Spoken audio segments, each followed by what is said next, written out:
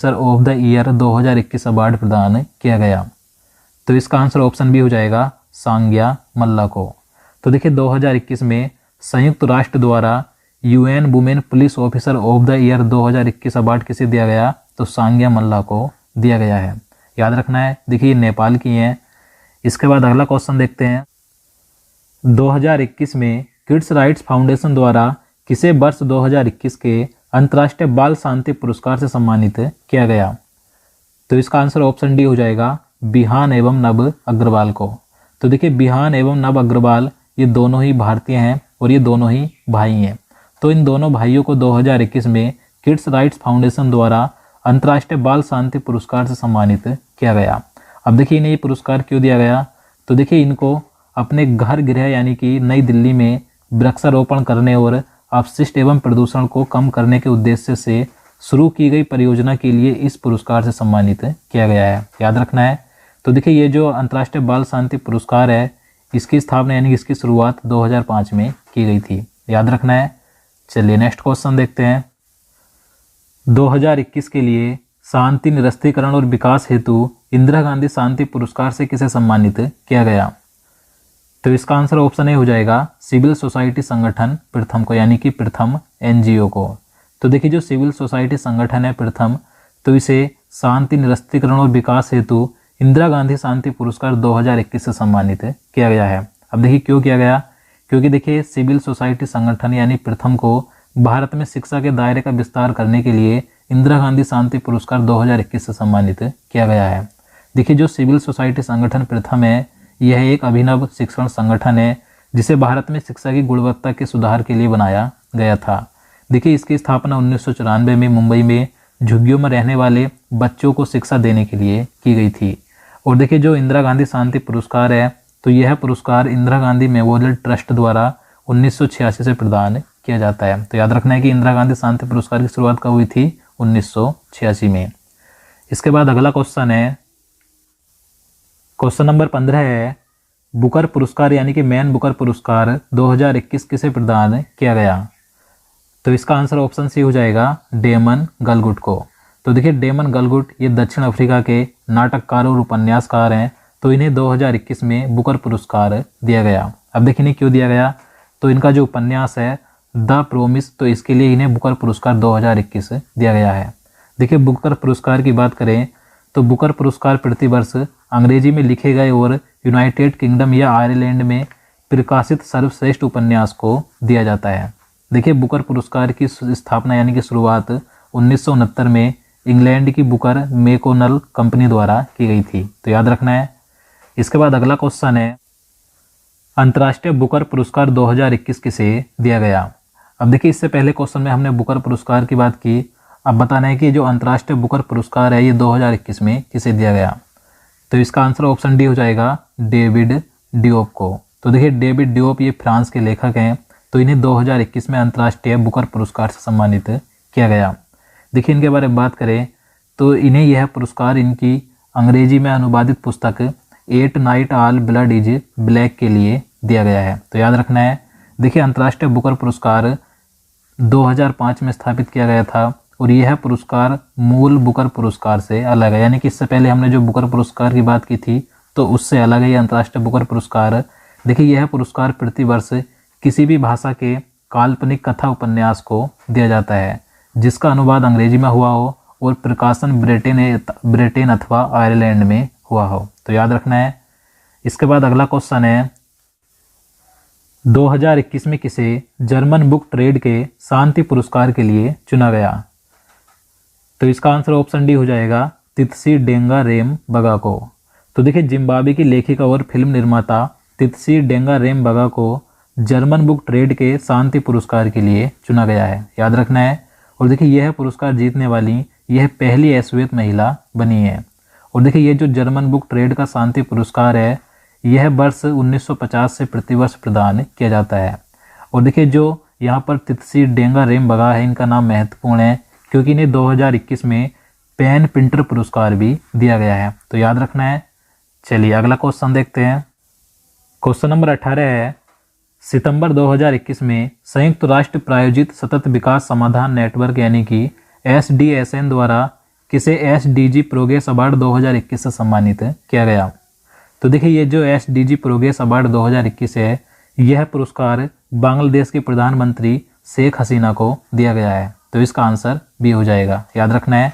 अब देखिए इन्हें क्यों दिया गया, तो यह पुरस्कार इन्हें सतत विकास लक्ष्यों को प्राप्त करने में बांग्लादेश की निरंतर प्रगति के लिए दिया गया है। तो याद रखना है।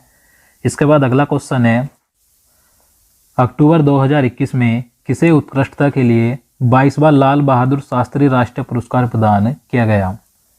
तो इसका आंसर ऑप्शन सी हो जाएगा, डॉक्टर रणदीप गुलेरिया को। तो देखिए डॉक्टर रणदीप गुलेरिया को स्वास्थ्य सेवा क्षेत्र में उत्कृष्ट कार्य के लिए यह पुरस्कार प्रदान किया गया है। देखिए ये जो लाल बहादुर शास्त्री राष्ट्रीय पुरस्कार है, यह प्रथम बार वर्ष 1999 में प्रोफेसर CK प्रहलाद को दिया गया था। तो याद रखना है। साहित्य के क्षेत्र में नोबेल पुरस्कार 2021 किसे दिया गया। तो देखिए साहित्य के क्षेत्र का नोबेल पुरस्कार 2021 में किसे दिया गया है। तो इसका आंसर ऑप्शन ए हो जाएगा, अब्दुल राज़क गुरनाह को। देखिए अब्दुल राज़क गुरनाह ये तंजानिया के उपन्यासकार हैं। तो इन्हें 2021 में साहित्य यानी कि लिटरेचर का क्षेत्र का नोबेल पुरस्कार दिया गया। और देखिए मैं आपको बता दूं, नोबेल पुरस्कार 2021 का मैंने एक पूरा वीडियो बना दिया है और ट्रिक के साथ भी एक वीडियो बनाया हुआ है। आपको यहाँ पर लास्ट में 2021 के सभी पुरस्कारों की पूरी लिस्ट मिल जाएगी, प्लेलिस्ट मिल जाएगी। आप वहाँ से विजिट कर 2021 के सभी पुरस्कार देख सकते हैं। तो दोस्तों आज के लिए इतना ही। उम्मीद करता हूँ आपको वीडियो पसंद आया। अगर आपको वीडियो अच्छा लगा हो, आपके लिए हेल्पफुल हो, तो प्लीज़ वीडियो को लाइक और शेयर करना, साथ ही चैनल को भी सब्सक्राइब कर लेना। तो चलिए मिलते हैं नेक्स्ट वीडियो में। जय हिंद, जय भारत। भारत में कार्यपालिका का अध्यक्ष कौन होता है। दोस्तों आपको याद रखना है, जो भारत की कार्यपालिका होती है, इसका अध्यक्ष कौन होता है, एग्जाम में पूछ लिया जाता है। तो चार ऑप्शन आपके सामने, अगर आपको पता है तो आप इसका सही आंसर लगा सकते हैं। तो चलिए मैं आपको बता देता हूँ। तो जो भारत में कार्यपालिका का अध्यक्ष होता है, कौन होता है, राष्ट्रपति होता है। तो इसका आंसर आप याद रखिएगा, आंसर ऑप्शन नंबर ए हो जाएगा, राष्ट्रपति। चलिए नेक्स्ट क्वेश्चन देखते हैं। भारतीय संविधान के अनुसार देश का प्रथम नागरिक कौन होता है। दोस्तों आप सभी को पहले से ही पता होगा, जो भारतीय संविधान के अनुसार देश का प्रथम नागरिक माना जाता है, कौन माना जाता है, तो राष्ट्रपति माना जाता है। यानी कि इसका जो आंसर हो जाएगा ऑप्शन नंबर बी हो जाएगा, राष्ट्रपति। और जो दोस्तों जो तीनों सेनाएं होती हैं, जल थल और वायु, तो उनका जो सर्वोच्च सेना यानी कि सर्वोच्च जो उनका मालिक होता है तीनों सेनाओं का, तो कौन होता है, राष्ट्रपति होता है। तो आप इसे भी याद रखिए। चलिए नेक्स्ट क्वेश्चन देखते हैं।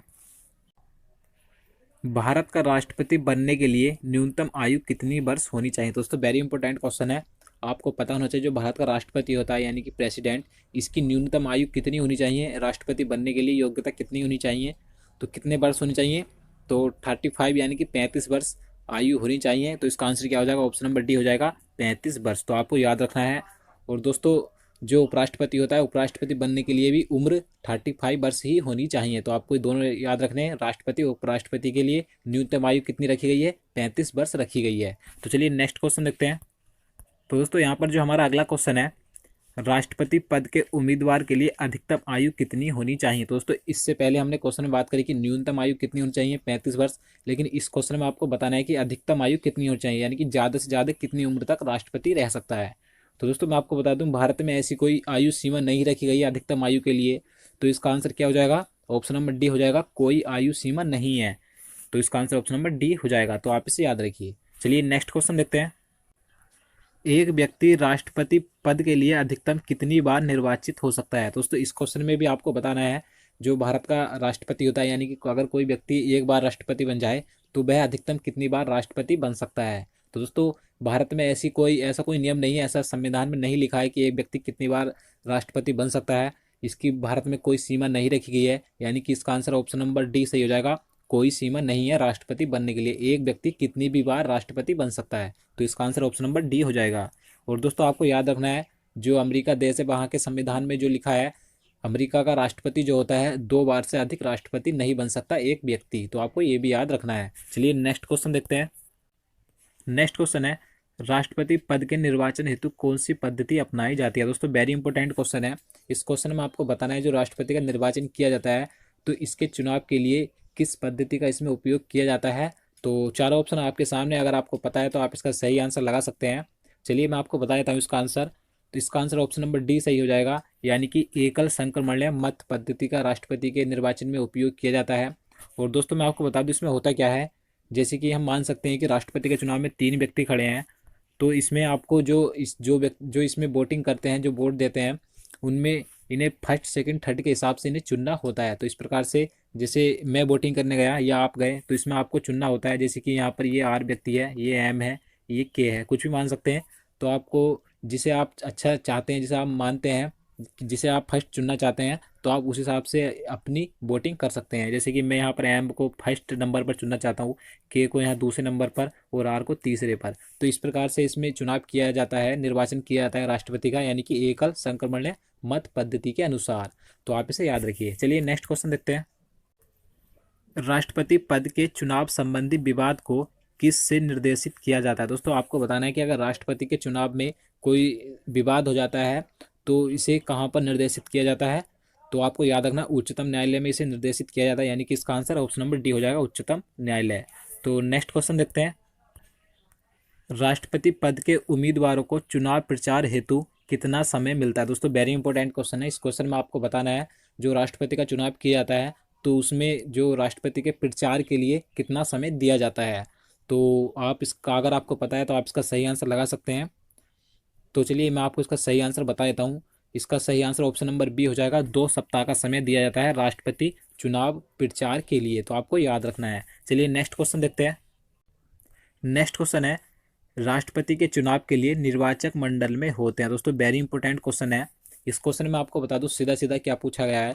इस क्वेश्चन में आपको बताना है कि जो राष्ट्रपति का चुनाव किया जाता है उसमें कौन वोटिंग करते हैं, यानी कि उसके निर्वाचक मंडल में कौन व्यक्ति होते हैं जो राष्ट्रपति के चुनाव के लिए वोटिंग करते हैं। तो दोस्तों आपको याद रखना है, जो संसद के दोनों सदन होते हैं, लोकसभा, राज्यसभा और सभी राज्यों के विधानसभाओं के निर्वाचित सदस्य, यहाँ पर याद रखिए, निर्वाचित सदस्य वो सभी राष्ट्रपति के चुनाव में वोट करते हैं, यानी कि इसका आंसर ऑप्शन नंबर बी हो जाएगा।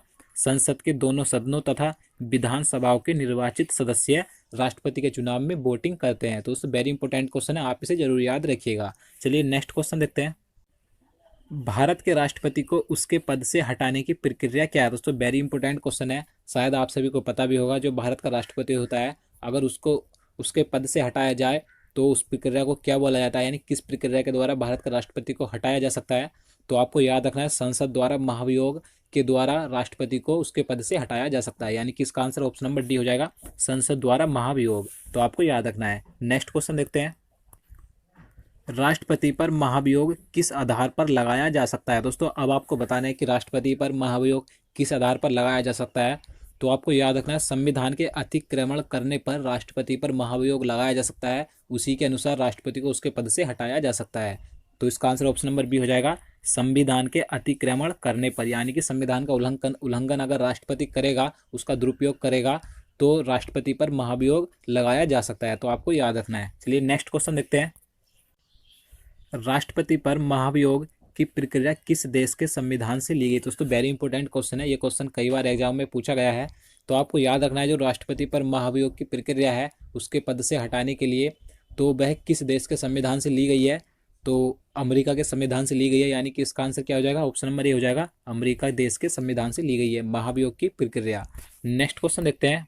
देखिए यहाँ पर जो नेक्स्ट क्वेश्चन है वेरी इंपॉर्टेंट क्वेश्चन है। इस क्वेश्चन में आपको बताना है, राष्ट्रपति पर महाभियोग लगाने के लिए किसी भी सदन में कम से कम कितने दिन पहले लिखित सूचना दी जाती है? दोस्तों सबसे पहले आपको पता होना चाहिए कि जो राष्ट्रपति पर महाभियोग लगाया जा सकता है वह किसी भी सदन में सबसे पहले लाया जा सकता है, यानी कि लोकसभा या राज्यसभा दोनों में से किसी भी सदन में महाभियोग की प्रक्रिया लाई जा सकती है। दोस्तों इस क्वेश्चन में आपको पूछा गया है कि जब महाभियोग लाया जाता है किसी भी सदन में तो कम से कम कितने दिन पहले लिखित सूचना दी जाती है। दोस्तों वेरी इंपॉर्टेंट क्वेश्चन है, तो आपको याद रखना है 14 दिन पहले लिखित सूचना दी जाती है कि हम राष्ट्रपति पर महाभियोग की प्रक्रिया लाने जा रहे हैं। तो इसका आंसर क्या हो जाएगा, ऑप्शन नंबर बी हो जाएगा, 14 दिन पहले, यानी कि 14 दिन पहले। आप इसे जरूर याद रखिएगा। नेक्स्ट क्वेश्चन देखते हैं। राष्ट्रपति को पद और गोपनीयता की शपथ कौन दिलाता है? दोस्तों वेरी इजी क्वेश्चन है, आप सभी को पता होगा। राष्ट्रपति को उसके पद और गोपनीयता की शपथ कौन दिलाता है? जो भारत का मुख्य न्यायाधीश होता है, यानी कि सर्वोच्च न्यायालय का मुख्य न्यायाधीश जो होता है वह राष्ट्रपति को शपथ दिलाता है। तो इसका आंसर ऑप्शन नंबर ए हो जाएगा, भारत का मुख्य न्यायाधीश, यानी कि उच्चतम न्यायालय का मुख्य न्यायाधीश। नेक्स्ट क्वेश्चन देखते हैं। मुख्य न्यायाधीश की अनुपस्थिति में राष्ट्रपति किसके समक्ष शपथ लेता है? दोस्तों इस क्वेश्चन में आपको पूछा गया है, अगर जो भारत का मुख्य न्यायाधीश होता है, यानी कि सर्वोच्च न्यायालय का मुख्य न्यायाधीश होता है, अगर वह उपस्थित नहीं है उस समय जब राष्ट्रपति शपथ लेता है, तो राष्ट्रपति को शपथ कौन दिलाएगा? तो आपको याद रखना है, अगर मुख्य सर्वोच्च न्यायालय का मुख्य न्यायाधीश नहीं है तो जो दूसरा वरिष्ठ न्यायाधीश होता है वह राष्ट्रपति को शपथ दिला सकता है। तो इसका आंसर क्या हो जाएगा? ऑप्शन नंबर डी हो जाएगा, सर्वोच्च न्यायालय का वरिष्ठ नागरिक यानी कि वरिष्ठ न्यायाधीश। यानी कि वरिष्ठ कौन होता है? जो सबसे ज्यादा उम्र का हो सर्वोच्च न्यायालय में। तो आपको याद रखना है। नेक्स्ट क्वेश्चन देखते हैं।